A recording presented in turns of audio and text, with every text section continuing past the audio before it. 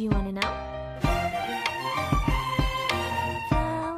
Hey everyone, hope you all are doing great and welcome back to my new vlog. আমি সেদিন গিয়েছিলাম আমার শ্বশুর বাড়ি আর সকালবেলা অনেক তাড়াতাড়ি আমার বের হতে হয় রেডি হয়ে। তো আমি চা খাওয়ার ওই দিন টাইম পাইনি, তো যাওয়ার পরে সর্বপ্রথম আমি চা খাই বাইরে থেকে। তারপর এখানে রেদন একটা রঙের দোকানে গিয়েছে রং কিনতে। আমরা আজকে ওর একটা টেবিল রং করব। তারপর ওর বাসার সামনে আমরা এই দুইটা বিড়াল দেখলাম। ওরা আমাদেরকে দেখে এত ভয় পাইছে, একদম গাছের উপর উঠে গেছে। আর এই দুইতলায় মেবি ওদের বাসা, তো গাছের উপর উঠে ওরা ওদের বাসায় চলে যায়। এটা দেখে আমার অনেক কিউট লাগে, কারণ এর আগে কখনো আমি বিড়ালকে গাছে উঠতে দেখিনি।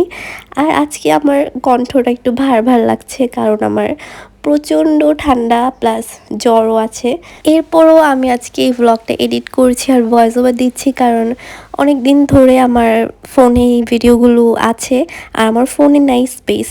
তো আমাকে এই ভিডিওগুলো এডিট করে আপলোড দিয়ে দেন আমাকে ডিলিট করে দিতে হবে, না হলে আমি নতুন কোনো ব্লগ বা কোনো কিছু রেকর্ড করতে পারবো না। তারপর আমরা রং করার জন্য সব কিছু রেডি করলাম, আর তখন অনেক সুন্দর একটা রোদ আসছিল আর আমরা গান ছেড়ে খুবই ভালোভাবে এনজয় করে এটা রং করছিলাম।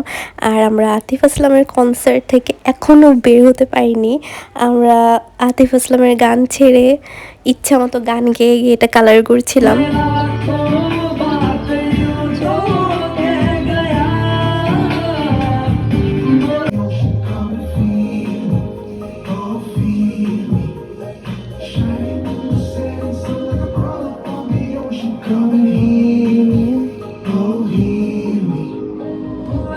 तो मन मेरा पहले भी रातों में अक्सर ही चाहत के सजोता था। पहले भी धड़कन ये धुन कोई गाती थी। जो होता है वो पहले ना हो। तेरा होने लगा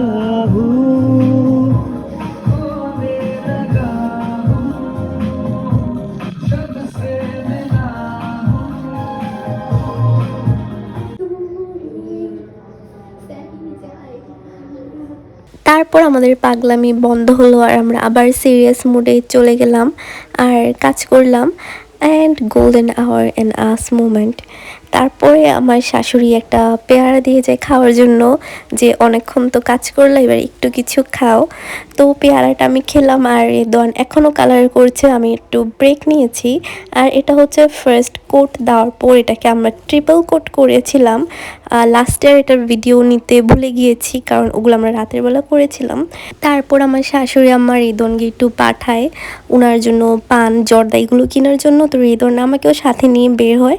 আর বের হওয়ার পর আবার এই কিউট বাচ্চাগুলাকে দেখি, তখন দেখছিলাম বড়গুলা, এগুলো হচ্ছে মনে হয় ওই বড়গুলোর বাচ্চা। এগুলো অনেক কিউট, কিন্তু আমাদেরকে দেখে পালিয়ে যাচ্ছিল, একদম দৌড়াদৌড়ি শুরু করে দেয় আর ভয় পাচ্ছিল। আমি জানি না কেন, কোনো বিড়াল যখন আমাকে ইগনোর করে তখন আমি অনেক কষ্ট পাই, আমার হার্ট অনেক স্যাড থাকে।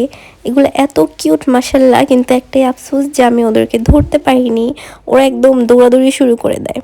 যেসব বিড়ালকে মানুষ দেখলে মারে তারপর ভয় দেখায়, ওই সব বিড়ালগুলো এরকম হয়, মানুষ দেখলে ভয় পায়, কাউকে ট্রাস্ট করতে পারে না। এটা খুবই স্যাড। তারপরে যাই হোক, আমরা আমাদের পান টান কিনে এখন বাসায় ব্যাক করেছি।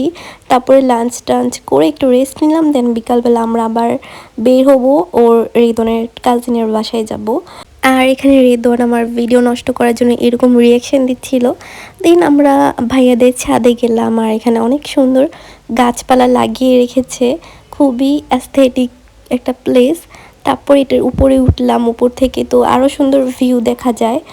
তারপরে একটু সন্ধ্যার সময় হয়ে আসলো, সূর্য ডুবে যাচ্ছে। দেন আমরা প্ল্যান করলাম যে একটু বাইরে যাব। যাওয়ার আগে আমরা সবাই একটু ছবি টবি তুললাম। আর এগুলো অনেক ফেক ক্যান্ডিড একটা ভিডিও, আমার অনেক হাসি পাচ্ছিল ভিডিওগুলো করার সময়। দেন আমরা বের হয়ে গেলাম, আমরা যাব ওয়ারিতে।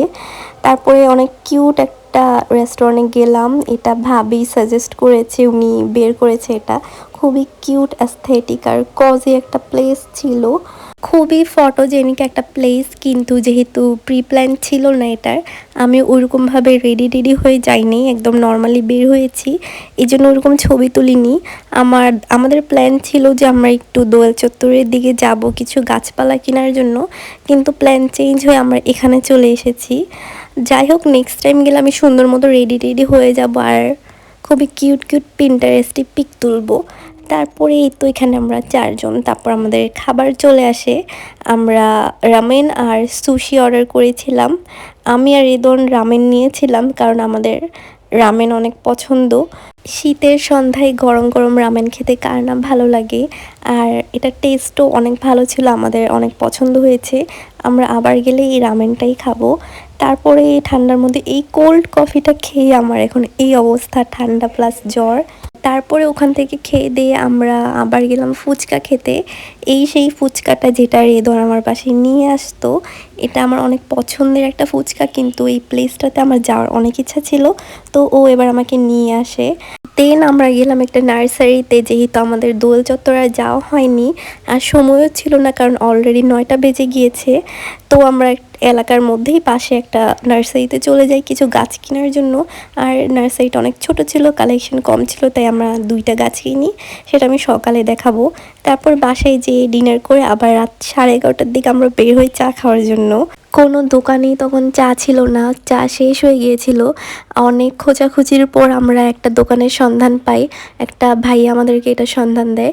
তারপরে মজার গরুর দুধের চা খেলাম। দেন আমরা বাসায় আসার পর আমি রামেন বানাচ্ছিলাম, কারণ আমরা একটু মুভি দেখবো, আর মুভির সাথে রামেন হচ্ছে একদম পারফেক্ট কম্বিনেশন।